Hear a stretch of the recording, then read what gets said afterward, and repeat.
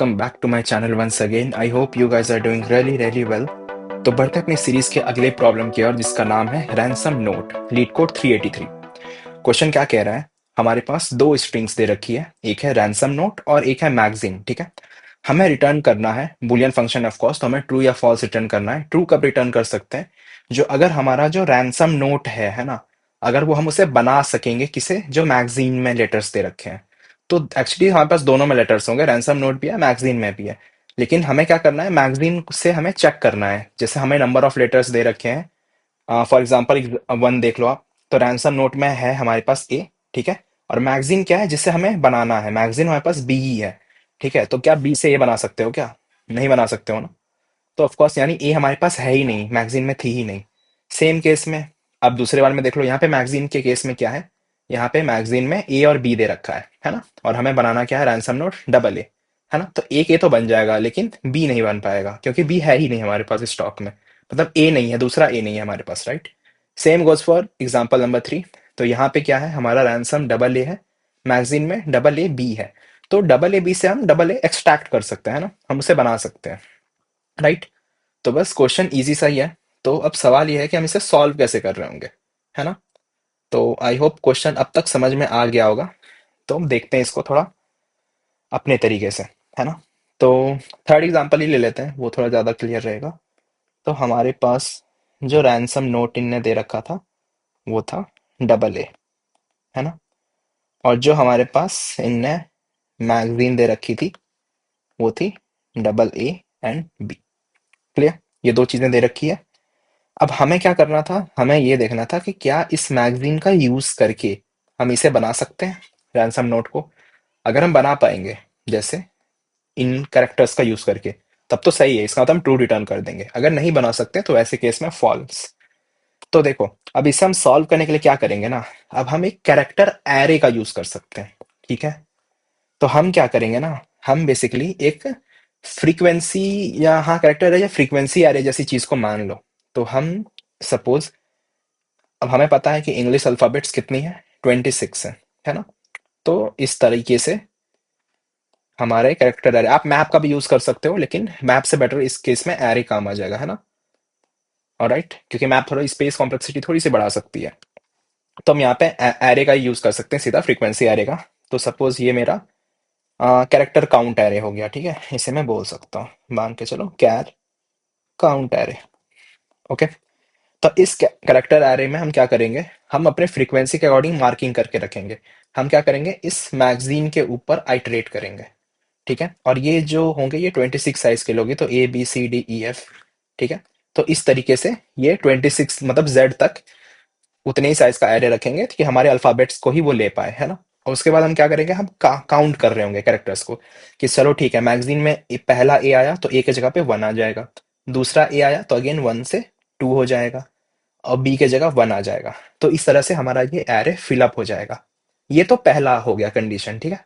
बस इस एरे को हम बिल्डअप कर लेंगे। दूसरे केस में क्या करेंगे ना, हम हटाना चालू करेंगे, ठीक है। अब हमने एरे तो तैयार कर लिया, इससे हमें ये पता चल जाएगा कि किसके किसके पास एलिमेंट्स है ना। किसके किसके पास मतलब काउंट्स हैं जो जिसको हम यूज कर सकते हैं। जैसे नंबर ऑफ ए कितना है, नंबर ऑफ बी कितनी है, तो उतना हम यूज कर सकते हैं उसको। तो ये हमें पता चला, बाकी सब में 0 0 फिलअप हो जाएगा, है ना, क्योंकि बाकी एलिमेंट्स नहीं है हमारे पास। अब हम दूसरे आइटरेशन में क्या करेंगे, दूसरे आइटरेशन में चेक करेंगे कि चलो हम ए के ऊपर आए। तो हम इस पे भी लूप लगा के चेक कर रहे होंगे। तो हम अपने ए को जाके चेक करेंगे इस एरे में, जो हमने कैर काउंट एरे बनाया, कि क्या हमारे पास ए मौजूद है। तो कहेगा हाँ यार, दो तो है, आपको एक दे सकते हैं हम। तो हम देखेंगे, चलो एक ए यहाँ से मिल गया, तो इसकी काउंट अगेन रिड्यूस होके 1 हो जाएगी, ठीक है। अब क्या होगा, अगेन वो दूसरे का ए, दूसरा ए भी है, दूसरा वाला वापस आएगा चेक करने, है ना, कि हाँ यार चलो इस ए का काम हो गया, उसको चेक करते हैं। तो अगेन वो देखेगा क्या हमारे पास ए है, तो अभी दिखेगा स्टिल यहाँ पे 1 है ना। तो अगेन ये हो गया, अब ये 0 हो चुका होगा। तो ए, तो हमें दिखा क्या, और ऊपर से यहाँ पे लूप एग्जिट हो जाएगी, क्यों, क्योंकि हमने सारे एलिमेंट्स को फाउंड कर लिया, है ना। हमने दोनों जो डबल ए था वो हमने बना लिया, और स्टिल हमारे पास मतलब हमारा एरे एग्जॉस्ट नहीं हुआ, है ना। तो वैसे केस में हम इसे ट्रू रिटर्न कर देंगे। मतलब ऐसा नहीं होना चाहिए, जैसे सेम रिवर्स केस में क्या होता, मान लो हमारे पास डबल ए, ए बी ए हो जाता, नहीं ये भी बन जाएगा, है ना। ए बी ए होता है ना। मान लो हमें ये बनाना था, तो वैसे केस में क्या होता, अब मैगजीन तो हमारे पास सिर्फ इतनी है ना, ए बी है। तो यहाँ पे क्या होता, इस जगह पे हमारे पास टू रहती, ये वन का वन ही रहता, है ना। तो हम चलते तो कैसे, एक ए तो हमारे पास यहाँ मिल जाता, तो टू से वन कर देते, है ना। अगेन हम बी के पास जाते, तो ये वन से जीरो हो गया। अगेन हम ए को देखते, तो ये वन से अगेन जीरो हो गया। अब देखो, ये इतने सारे तो इतने एलिमेंट हमने बना लिए, लेकिन जब हम नेक्स्ट के पास गए, है ना, एक अगला ए भी हमें चाहिए, क्योंकि हमने ये पूरा बनाना है। तो वहां हमें जैसे ए के पास जाएंगे ना, वो बोलेगा नहीं यार मेरे पास कोई ए नहीं बची है ना। तो मैगजीन में ए उतना था ही नहीं। तो वैसे केस में हम सीधा फॉल्स रिटर्न करा देंगे, कि मतलब हम नहीं बना सकते अपने रैंसम नोट को मैगजीन का हेल्प लेके। ऑलराइट। तो बस इतना सही था। आई होप आपको लॉजिक क्लियर रहा होगा कि किस तरीके से हम एक सिंपल फ्रीक्वेंसी एरे का यूज करके इसे बना सकते हैं। Alright. I hope logic clear है, तो बढ़ सकते हैं हम अपने कोड के ऊपर। ओके।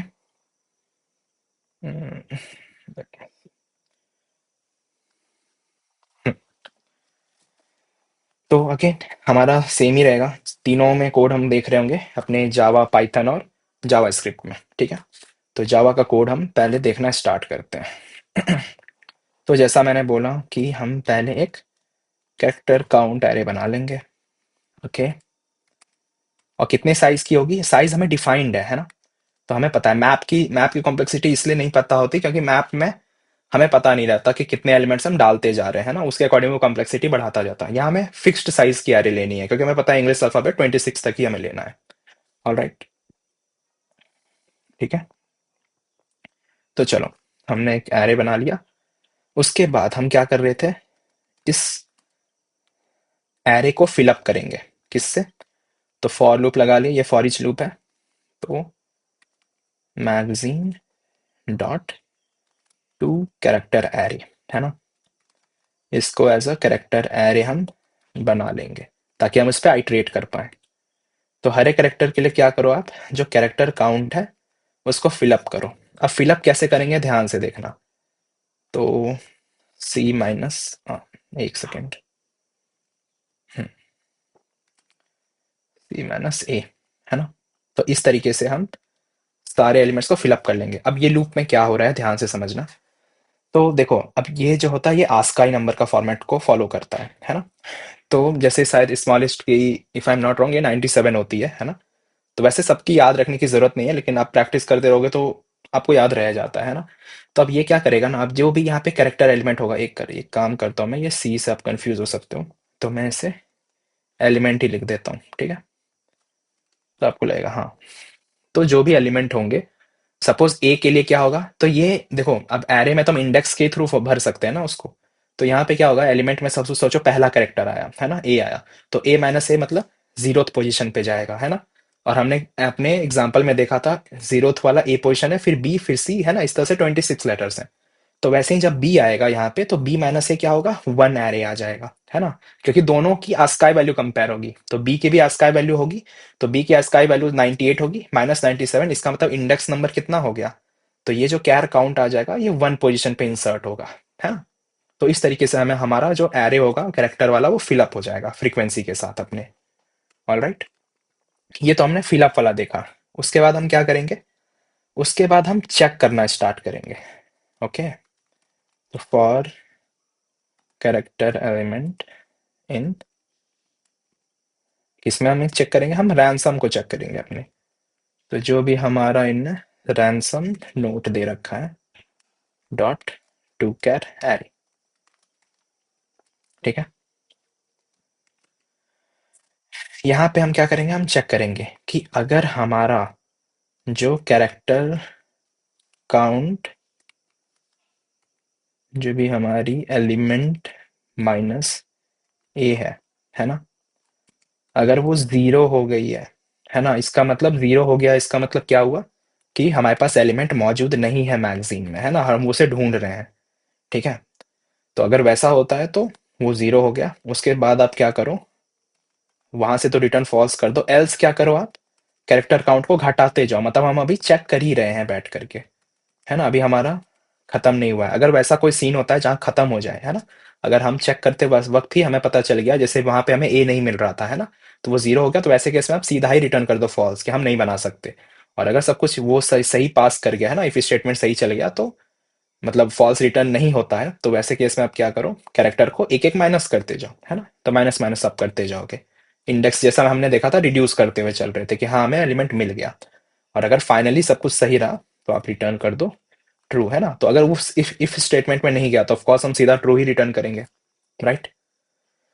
तो बस इतना ही है इस प्रॉब्लम में। तो ये जावा कोड आई होप मैं समझाते हुए गया था। तो सिमिलर वे से आप बाकी भी लैंग्वेजेस में हम देख रहे होंगे। तो ये हमारा चल रहा है सही से,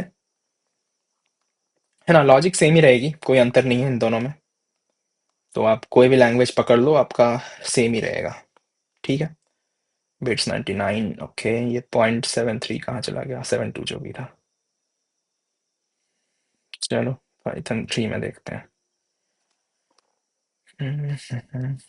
राइट, सो यहाँ पे हम कैरेक्टर काउंट ले लेंगे, है ना, इस तरीके से, for char in magazine, okay. उसके बाद हम चेक करेंगे कि if char in character count, है ना, तो आप क्या करो, उस कैरेक्टर काउंट की जो भी कैरेक्टर से एसोसिएटेड है, उसमें आप 1 से इंक्रीमेंट करते जाओ, है ना। एल्स अगर वैसा कुछ नहीं है, अगर मतलब हम पहली बार इंसर्ट कर रहे हैं, तो आप क्या कर सकते हो, इक्वल्स 1, ठीक है। और राइट, नेक्स्ट हम क्या कर सकते हैं, for character in ransom note, okay. उसके लिए तो for character in if char in character count, अगर वहां पे है, और तो और उसकी जो काउंट है ना, उस काउंट की वैल्यू, उस पर्टिकुलर कैरेक्टर की वैल्यू अगर ग्रेटर देन 0 है, तब आप क्या करो, एक एक माइनस करते जाओ, है ना, मतलब हमें मिल रहा है वो, वहां पे कैरेक्टर मौजूद है, तो हमें वो एलिमेंट मिल चुका है। और राइट, एल्स अगर नहीं मिला, इसका मतलब रिटर्न कर दो यहाँ से आपको फॉल्स, ठीक है। और अगर हमेशा की तरह सब कुछ सही रहा, तो जस्ट रिटर्न ट्रू, ठीक है। तो पाइथन में बस इतना सही है, रन करके देखते हैं। ओके, क्या एरर कर रहा है, नॉट डिफाइंड डेटा, अच्छा ओके, हाँ ये इनके में थोड़ा कैपिटल होता है ना, फॉल्स एंड ट्रू। ये बस सिंटैक्टिकल चीजें हैं, बाकी लॉजिक तो सेम ही रहने वाला है। ओके, तो अब हम देखेंगे, तो पाइथन वाले जिनका हो गया, आप लोग यहाँ से लीव कर सकते हो वीडियो, अगर आपको समझ आ गया तो कोई इशू नहीं है। बाकी हम बढ़ते हैं अपने जावास्क्रिप्ट पे, ओके। तो देखो, हम जावास्क्रिप्ट में हम क्या करेंगे, सिमिलर वे है, कोई अंतर नहीं होगी, है ना। तो हम एक फ्रीक्वेंसी मैप यहाँ पे बना लेते हैं। तो इनके लिए हमें थोड़ा मैप वाला सिस्टम फॉलो करना पड़ रहा है ना। फॉर कैरेक्टर ऑफ मैगजीन, है ना। सो इफ कैरेक्टर काउंट, है ना, तो ऑफ कैर अगर मिल रहा है, तो आप क्या करो, character count of char plus plus, वरना एल्स में जाएगा, पहली बार हम जा रहे हैं, है ना। सेम उसका ही लॉजिक है, मतलब पाइथन की तरह ही, ठीक है। ये वाला हमने कर लिया। उसके बाद हमारा नेक्स्ट लूप चलेगा, for const char of ransom node, ठीक है। तो यहाँ पे हम क्या देखेंगे, if character count of char and, अगर हमारा कैरेक्टर काउंट ऑफ कैर जो होगा, वो क्या हो, ग्रेटर देन 0, है ना, इसका मतलब हमारे पास एलिमेंट्स मौजूद है। तो वैसे केस में आप क्या करो, just do character of count char minus minus, है ना, हम उसको रिड्यूस करते जाएंगे। वरना अगर हमें नहीं मिलता है, तो क्या करो आप, डायरेक्ट रिटर्न फॉल्स। और अगर हमेशा की तरह सब कुछ हमारा सही रहा। तो जस्ट रिटर्न वेट, ये मेरा कर्सर वहां कैसे पहुंच जाता है ऊपर? Just return true. ओके। तो आई होप ये चल जाना चाहिए। ये ऐसे मुझे इसलिए कराना पड़ा ना, क्योंकि लोग मतलब ऐसे ऐसे मुझे बोलते हैं, बहुत लोग जैसे जावास्क्रिप्ट में जो वेब में है वो जावास्क्रिप्ट ही ज़्यादातर फॉलो करते रहते हैं। तो उनने ही कहा था कि यार जावास्क्रिप्ट में भी करा दिया करो, तो इसलिए मैं करा दे रहा हूँ, ठीक है। तो आई गेस ये 3 लैंग्वेज काफ़ी हो गए। मेनली लोग इसी में करते हैं। अब सीपीपी वाले भी काफ़ी सारे लोग हैं, तो आई गेस आप सीपीपी खुद ही कर लोगे, है ना, वो उतना कोई खास उसमें खतरनाक सा कोड नहीं होता है वो भी। तो बस सारे सॉल्यूशंस हमने देख लिए हैं ना, सारे में सब में चल रहा है हमारा।